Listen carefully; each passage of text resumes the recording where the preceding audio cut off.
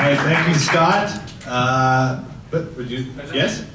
Is it after the break that you're never gonna go? Okay, all right. Well, maybe we'll do a break. Whoever wants to speak, we'll just keep it going. All right. I just put, after you take a break, you're never gonna get the crowd back. It's gonna be terrible. Everyone knows that. Go for a break. They're gone. They're totally, forget it. Forget it. We told the office no intermission. I know, no intermissions. No intermission. We know that. Come on. I just want to say that, you know, if Donnie, well, first of all, Manolis, I would die for you. I would die for you, Manolis. I would I don't know why, but I would do it. I would do it. My superpower in life, I'm James, by the way. Thank you for coming tonight.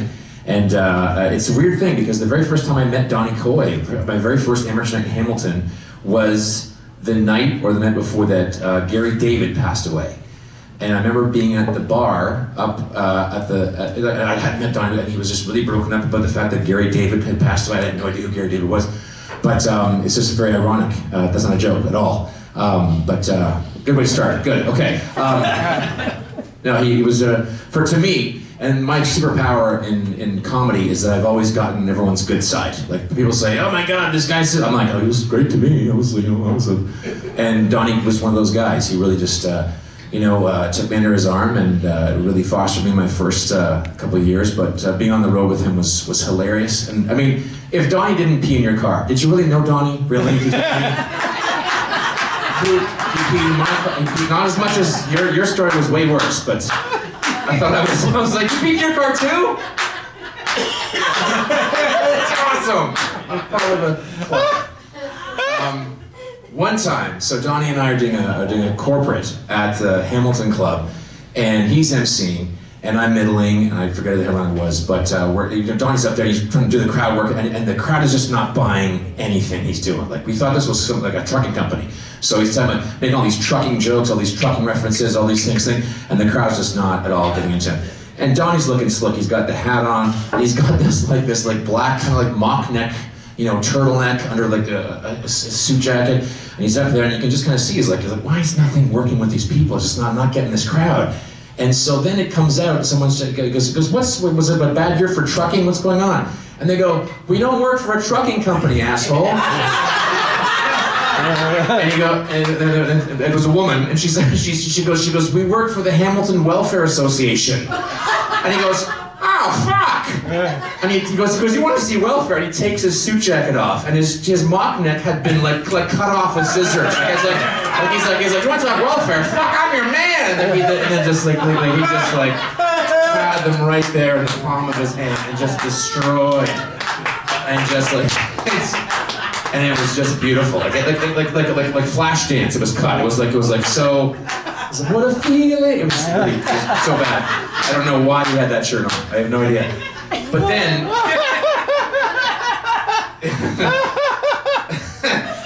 and then we're at the Niagara Falls Yuck Yucks, where I met Mr. Mark Matthews in the house tonight. By the way, Mr. Mark Matthews, right there, ladies and gentlemen, Mark Matthews, who, side story, gave me the best advice in comedy, and I've held it to this day. He said, look, I want to do corporate with you. He goes, dude, one thing, make sure you wear shoes. And I'm like, what the? And he was serious, he was dead serious.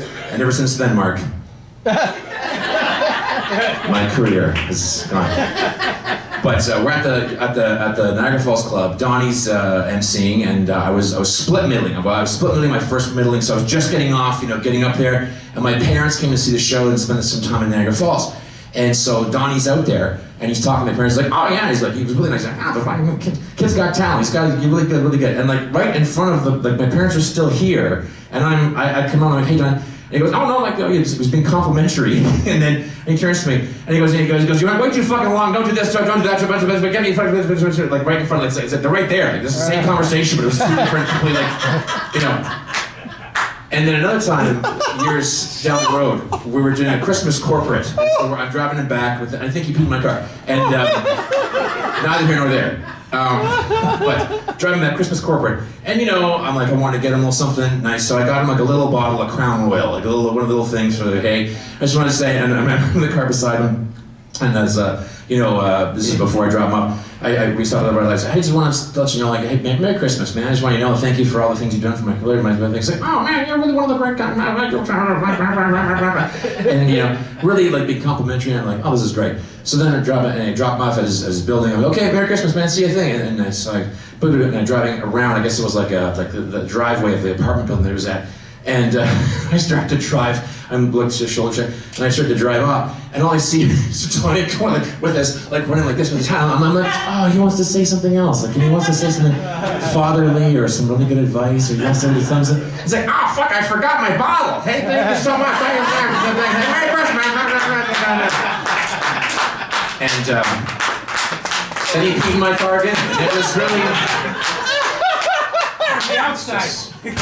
On the outside.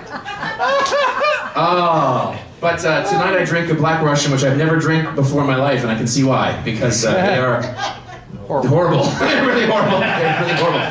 But I raise the glass, ladies and gentlemen, to the one and only Mr. Donnie Coy. Donnie Coy.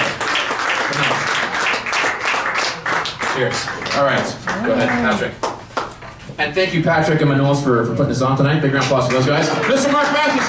Mark Matthews, he's wearing shoes. He's wearing shoes. Right, if they take a break, it'll be over. Yeah.